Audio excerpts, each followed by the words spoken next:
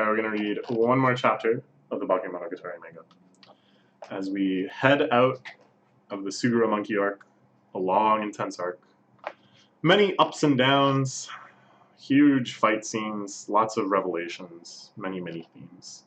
And where we're going from here is someplace totally, totally different. I really don't remember the transition into the next arc. But before anything else, we got the Fire Sisters. Hell yeah. I feel like they haven't been depicted like at all in the manga, or maybe like very briefly. Actually, I think very briefly, because I remember thinking like that they're very close to the anime, and that then reading the light novel, I was like, oh yeah, they're actually quite clearly depicted here, very clearly described. So yeah, after all of those adventures, we start again with the two energetic little sisters waking up our boy, flying into his room and smashing into him. Next day, as per usual, my two sisters, Karen and Tsuki, knocked me out of bed. Today is, as I promised, my third study session with Senjogahara. And here we can see a shot of Araragi's room. It isn't as bizarrely designed as in the Shaft anime, you know, where he has like the banana couch and the zeppelin and the mochi bench and other such often very phallic imagery. But it does have kind of like an odd industrial feel to it. Like it really doesn't feel like a residence with this exposed piping and this gigantic industrial fan and this really kind of grimy ceiling. It's odd, isn't it? It's very odd. And he has like an almost hospital-looking bed, very kind of industrial and brutalist-looking furniture. But whatever. You know, my entire Sunday after all, it's looking slick. Oh, he's so cool. He's actually so cool. Even after I was forced to confront his total uselessness in the last arc, his beyond uselessness, how he just made everything so much worse. I still think he's so cool. I still think he's like the coolest MC in any series like this. Homemade cooking today for sure. And who's out training, ready to greet him? Of course it's Canberra. Nice hoodie. Oh man, the hoodie, long hoodie plus spats, is like what the one girl from Akigahen and Saki wears. I think it's so cool. It's like the perfect balance of athleticism and cuteness, with this weird pig on the front. Oh man, the polite greeting. I am honored. Your politeness and courtesy makes you a completely different person from me. I was stalking you, already, dude. Of course I looked at your home mattress at some point. Oh, what a lunatic. But that's what makes her her. Your injuries, okay. Something kind of hurts my skin in vampire mode, but I was prepared for that. Yes, because he's still much more vampiric than he was on like an average day because of the super deep dose he gave Shinobu. So he's suffering a bit for it, but that's fine. She got a call from Senjogahara-senpai and she told me to pick you up. Whoa! Polished up your bike and had a chain wheel. Oh, wow! So she's totally happy to be doing these favors for Senjogahara, even if it involves bringing her boyfriend to her. So, you know, that's how she is. Nothing wrong with that. Friends or something? We're more than friends now. She's my gopher. Do you want a massage before he said we both beat each other to a pulp last night? You must be tired. Holy crap. And I mean, like, he's a vampire. So he regenerates, of course, extremely quickly. But she's just a person. Outside of the arm. Isn't she... And, like, she doesn't even have the arm anymore. But isn't she a little bruised and battered from getting kicked in the stomach so many times? How about you? Is your body okay? Receiving out of all your rough blows, senpai. I should prepare for my legs to collapse on me, but my legs feel more than ready. Just talking about her body. Always talking about her body. Everything she did during the contract period when her wish was being granted was demon-controlled. I'm sure that's the case. The tournament coming up, right? Don't you have to practice? I think she's still taking time off. Can't play basketball anymore. She was half granted after all, so my arm never went back to normal in the end. Oh! Okay, well this is an error, I guess? Because well, in this shot it's not clear. In this shot it's not clear.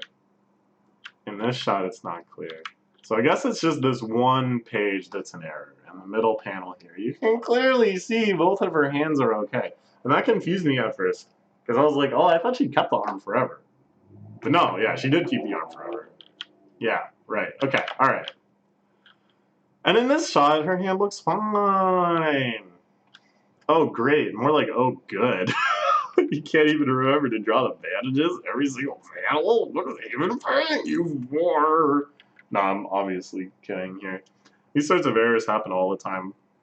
It's kind of funny to me that they do, because it feels like so many people look at the manga before it's published, that like someone would notice it. But when you think about it, like if like 0.01% of people notice it, then in the route to publication, then statistically probably no one will. But then when it's out in publication, that means like thousands of people will. There's a ton in One Piece, because Oda is always addressing them in the SBSs, and he always makes like jokes about like why it's the case. And then other times he's just like, whoops. Like often he'll forget to draw the big scar on Luffy's chest. Just, whoops. Anyways, no way I can keep playing with my arm like this. A bit early, but I'm calling it quits. Aragi looks a little distraught about it. Powerful and convenient for me. Carry you all the way to Sanjura's house if you're a princess. She picks up the bike. Off panel. And like in the anime, this would also be rendered off panel, you know, it would be like one of those flat narration things. And then in the light novel too, it somehow carries a sensibility of being off panel. Where, sorry, this is a weird tangent, but like I imagine the dialogue in the light novel is her saying this, and then Araragi saying in return, don't just carry my bike, but with no narration around, deftly with one hand, Kambaru hoisted my bike up into the air. I screamed and flailed, shouting, don't just carry my bike, as I suddenly saw the world as it was from 10 feet up. Is this how wearing stilts felt? Blah, blah, blah, blah, blah. No, I think it would have just be like this 2-line gag. So I don't know. It's kind of like interesting to think about this sort of cross-medium stuff. At least to me. I don't know. Maybe nobody cares. Wow, look at that happy smile. You know what's happened on her wish still came true.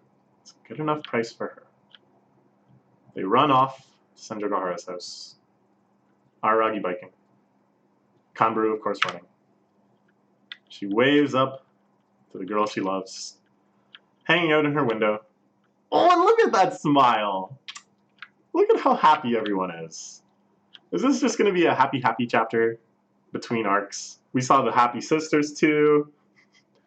Maybe the next problem won't come along quite yet. Thanks. Even Araragi grinning. This is actually my favorite smile of all. No, never mind. It's Senjogahara's. Let's look at it again. Oh, of course it's that. Something about these like kind of more broad smiles. I feel like this is only a recent trend in manga.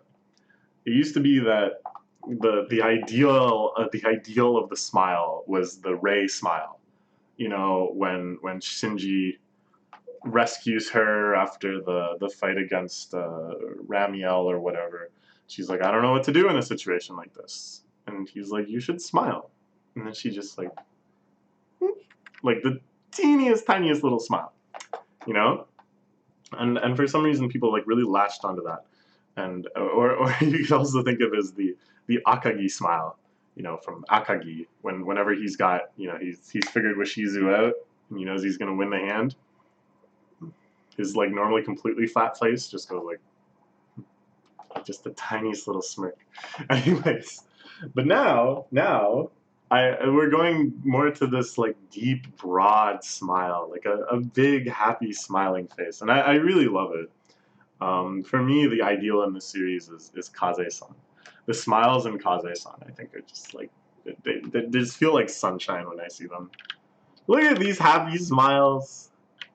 Thanks. Talking about you have a single reason to say thank you to me.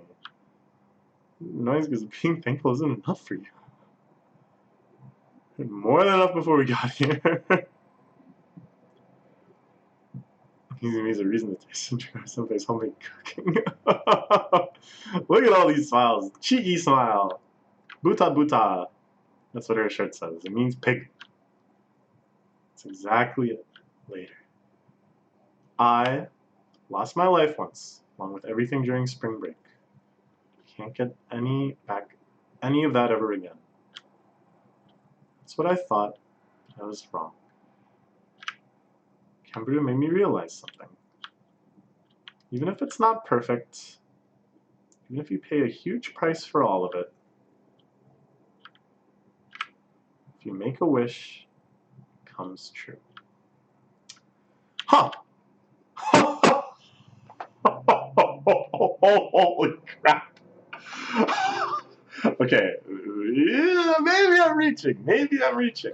Tell me if I'm reaching. But given what the next arc is, given specifically this image of the seal rippling through the air, the fact that we end with this sentimental message: if you make a wish, it comes true.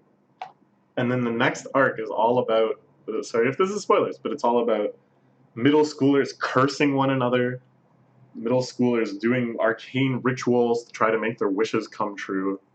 And then a later arc involving that character, this is even more spoilers, involves a terribly potent seal and a deep wish for power and agency.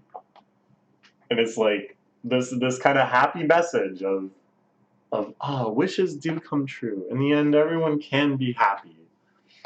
They suffered for it, but they're happy now. It's like completely flipped on its head. Like, there's some wishes you should not make because they will come true. And that's the worst thing of all. Oh boy. Oh, the snake is coming. Home cooking janai. And I think this is called katsumen, right? Tonkatsu flavor. Okay, yeah, this is funny. I actually get this pun. This is cool. So it's called katsumen, which is like katsu noodles, and it's tonkatsu flavor, which is like pork bone flavor. So at first you think it's like a pun on that, which it is, but then you can see here, this is the kanji for victory. So it's called katsu, like certain victory or whatever. Which is why I think they're eating it, because it's like supposed to be good luck for his exams. You're certainly gonna pass. Yeah, see, I got this pun. I'm a punsman. I'm a pun getter. Well, history today. Oh, this is a great chapter. Did you know Thomas Edison's famous words, geniuses are 99% effort and 1% talent. Genius is quite a good way to put it. See the circuit board imagery again? Sure, Edison thought that 1% was important. They do say it's the only thing that splits our genes from a monkey. Right, Mr. Monkey? Look at this insane fusion of like so many different visual motifs and themes throughout this arc. That we see the light bulb again, which of course is Mr. Edison, and we see the circuit board again, which is we figured all about this kind of equation and sort of symbolic order to things. The light bulb lighting up on the equations thing, and it says Pikun above it in katakana circuit board. Pikun, and on the other side it says Ukiki, like monkey. So yeah, there's this divide of the human mind from the monkey mind. And of course that's all Senjo or Kanbaru stuff, monkey. Oh, it's so great. Oh, this is so great. This well-known cup noodle brand tasted a bit different from the ones I eat in my room. Maybe it's because of my tears. Maybe it's because of something else. Love. Is it because it was made with love? That could be. Oh! I told you! Look at this! Look at this! The seal. The drifting seal. Who is it found by? What's that hat? You know that hat. Everyone knows that hat. Start playing Renai Circulation. Siri, play Renai Circulation.